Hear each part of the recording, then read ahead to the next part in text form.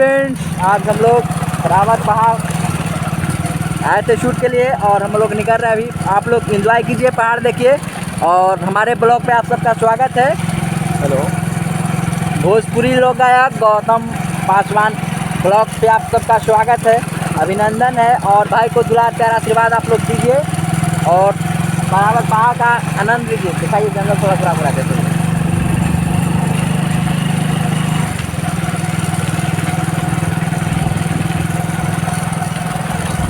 गाना का शूट चल रहा था पासवान जी का। बहुत जल्द मिलेगा इंडियन म्यूजिक से सुनने के लिए। अरे ढोलिया पमारा लफा था बड़ा रे, पासवान जी के छौड़ा रे, पासवान जी के छौड़ा रे। रुक जाइए।